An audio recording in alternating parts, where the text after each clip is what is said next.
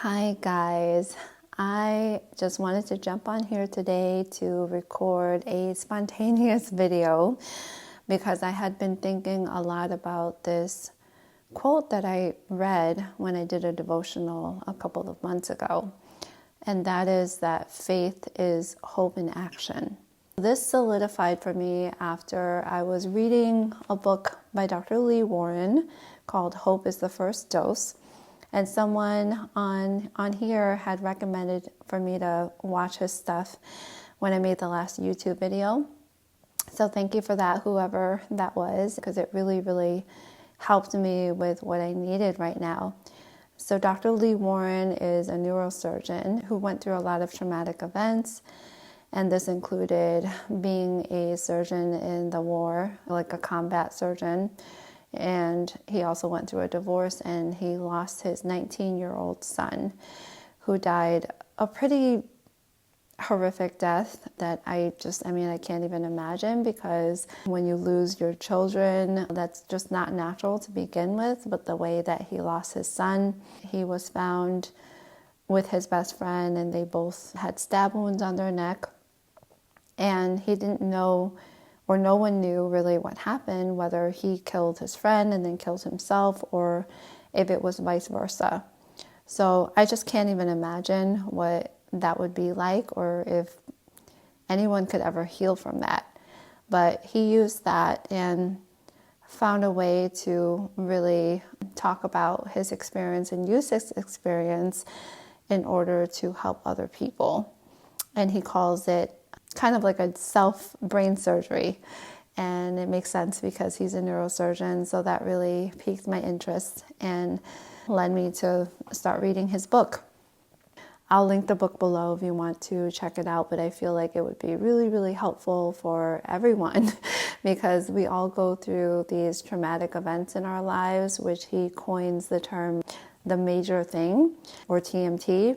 And that's basically just like these little events that really changes our lives, like having a diagnosis of cancer, losing a loved one, or going through financial loss, or like kind of losing your house, or anything like that that is going to really affect the way that you carry on with life. And so he was talking about hope in the book, and he was talking about hope as a verb.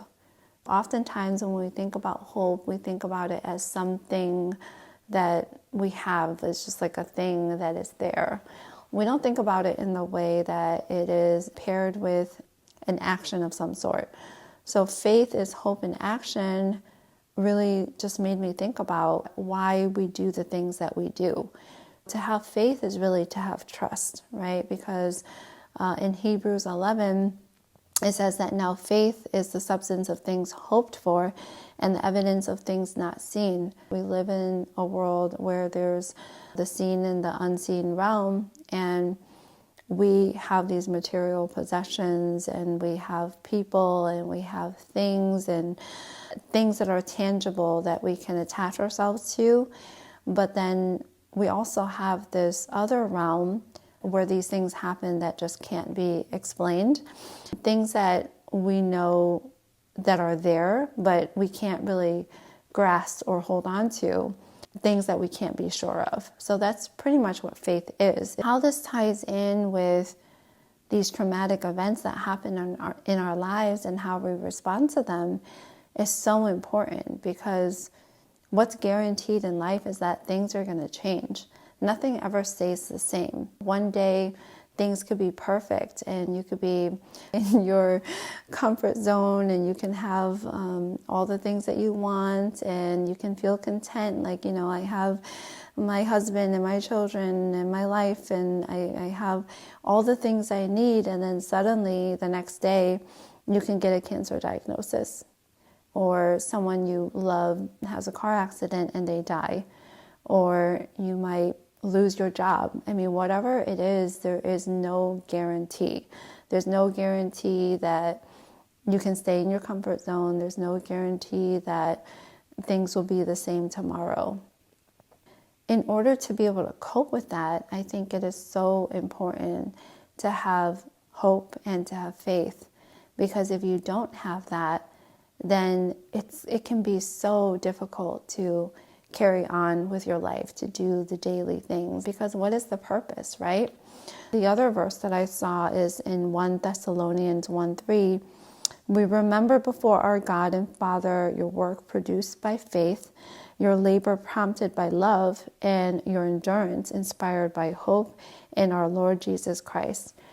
Your work produced by faith.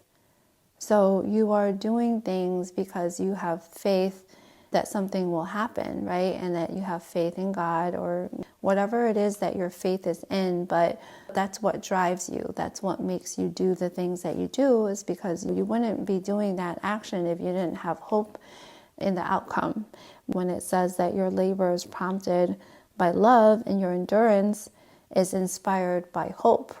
So endurance, that's another word that is mentioned pretty often. And in another verse, Paul talks about that in Romans chapter 5, where he talks about how not only do we rejoice in the hope of the glory of God, but we also must rejoice in our sufferings, because suffering produces endurance, and endurance produces character, and character produces hope.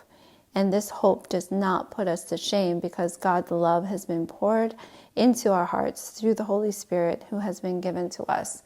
So when he talks about that, it makes sense that suffering produces endurance, because like anybody else, when you're trying to train for something, like if you're an athlete or if you're trying to be better and try to work on yourself, or if you're trying to get healthy and heal from a chronic illness, or if you're trying to fix a relationship, whatever it is that you're trying to do, it's going to come with hardship and it's going to come with some suffering. And we cannot be the best of ourselves without being able to go through the fire and going through that refining process.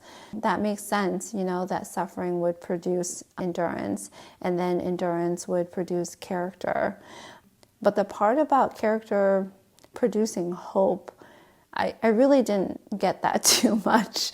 So I just thought about it some more, and I realized that it does produce hope, because if God can put us through the fire and he can use our suffering and not waste it, and to make us a better person, we can be more like Jesus and to walk in the light instead of choosing darkness, and to do the right thing and to walk in the right path.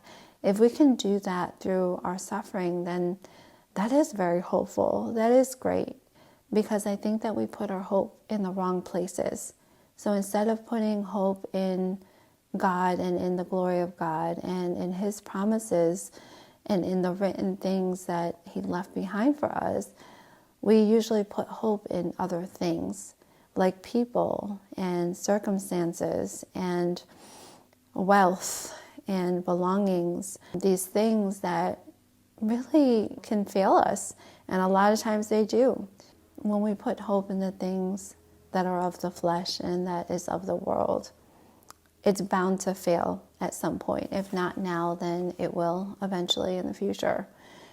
If we do that, instead of fixing our eyes on the one thing that will not waver and to have our identity in God, then we're not going to be able to stand firm when the storms come, when the winds blow, because we're not rooted in the right thing and we're not putting our hope in the right thing. So this can lead to a big crash. When you base your emotions on life circumstances, when you count on the things outside to make you feel a certain way or to be happy or to find joy, it's not going to work, because then you are a slave. You're really just letting things from the outside control you and how you feel, instead of how you feel on the inside and how you've changed on the inside to be able to stay the same no matter what, right? And that's really what I've been working on a lot, is to not let the outside circumstances rule my life, because it doesn't matter what happens. It's guaranteed that there's going to be things that happen that I don't want, that is going to cause tremendous suffering. But I have to remember why I'm here and the purpose that God has put me here for. And I have to remember my identity in Him and the promises that He made. When I do that, that's when I have peace. That's when I have the most peace and the most motivation to just keep going no matter what. The other thing that was said in the book was from one of Dr. Warren's patients that got diagnosed with cancer, but he just showed this tremendous faith that everything will be okay, and he chose to not go through surgery or treatment, and knowing that his prognosis is very poor. But he said that hope will make things a lot easier even when they're hard. And that has been so true for me. And I mentioned in my last video that it seems like things are just a lot easier now for me, even though I'm still doing a lot of work, and it feels like I'm not doing the work, even though I am. It's hard to explain because I just think about my routine, and I think because it's felt so easy that I don't think that I'm doing all these things, but in reality, I am very strict with my routine. I'm still doing all of these things that I normally do, but it just doesn't feel very hard because I have that hope inside of me, and that gives me strength. It gives me strength to get up every single day, to rinse and repeat, even though I might not feel like it. And I'm not going to lie, it's not like it's always that way. It's not like I can do that every single day. And some days are hard. Some days I wake up and I don't want to go exercise, and I don't really want to do the things that I need to do, but I still push through and I still do it. And then I just pray for that strength and the guidance. And I'm thinking back to how my life was a year ago. And actually, I've been meaning to make a video about my craniotomy recovery and the 1-year anniversary, which just came up at the end of January. So I got brain surgery, as you guys all know, that craniotomy, because of the rapidly growing tumor. And at that time, I had this like supernatural peace and this supernatural hope and faith that everything was going to be okay, because that's what I felt like God told me. He said, I've got you. I'm going to hold your hand, and I want to take you through this and walk you through this like I always do, like I always come through for you. And I just remember having so much faith that things were going to turn out all right, and that I was going to be going through a period of suffering, but that I just had this belief that everything was going to turn out okay. And you know what? Thinking back to how I felt then and all of the things that I went through in the last year with my recovery process, I mean, He's really kept His promise. And I had a lot of other moments in between where I felt a lot of doubt and I questioned, and my results weren't always the best, and I had a lot of progression in the cancer and growth in the cancer before I got better. I think at some point you really have to just sit down and decide what you want to believe. Do you want to believe in the promises of God, and do you want to believe that you will get well, or do you want to believe the opposite? Because belief is such a powerful thing, like the placebo effect, right? You can tell one person that they're going to get well by giving them a sugar pill, and they don't even know that that's what they're getting, but then they'll feel better. And so it's the same thing with hope. Because if we don't have something to hang on to, and we don't have motivation to do something that will help make us better, then we won't take that step. And it just takes a little bit of faith to start. You really don't have to have this big moment where you just see things for what they are and you're just like, oh, okay, I'm going to do this and remember to do it, because it's a grueling process. And it takes a lot of work and it takes a lot of time and effort, because you have to do it. You have to put one foot in front of the other each day, or else you just won't do it.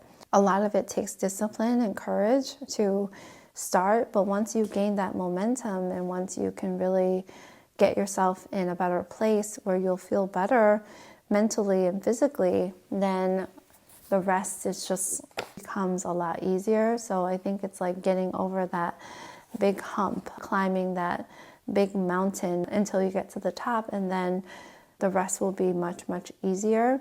Of course, we always have multiple mountains that we need to climb. And in regards to the cancer, I am now seeing how I've healed so much in the past year or two in regards to my surgery, how much damage I still have left from the cancer, and the scars that are just never going to go away. I mean, they've improved tremendously, and I'm so grateful for that, but I just don't want to be in that state anymore where I'm just either too high or too low, like a roller coaster, because it's like, while we want to have hope that things will be good, we also don't want to idolize that, right? We don't want to depend on that for our joy and our happiness. We want to keep things as level as possible. So what I've really been praying for is for me to be able to keep level emotions and not like fly too high or sink too low, because that's really tough. It's really tough to bounce back from that when you have these expectations. So I just don't really want to have any expectations. I want to just focus on what I need to do and how I can sustain it. In regards to the cancer, I can't ever say that it won't come back, that it won't get worse, right? So I have to brace myself for if that happens, but at the same time, I don't want to think those thoughts. Like, I don't want to say, oh, it's going to come back. It's like this balance that you need in order to have enough hope that you are worthy of healing and that you can heal. But at the same time, not to just let things go when you do get to that point where you are good, because that's when you let your guard down and that's when the enemy attacks, and that's when you can kind of get spiraled out of control. And that's happened to me so many times throughout my cancer journey. I think I've done this enough times now where I see what I really need to do to heal and to maintain my health. The path that God has laid out for me. A lot of that is really just these practical things, because yes, we can believe in God and we can believe that we can heal, but if we don't take the actions and the steps necessary, and if we're not practical, then it's not going to happen. You can't just sit there and expect for things to just fall on your lap. So I do think it's important to have the hope so that you can have the motivation to take that action, and that's going to be based on your faith and the trust that you have in these things that haven't happened yet or that are unseen.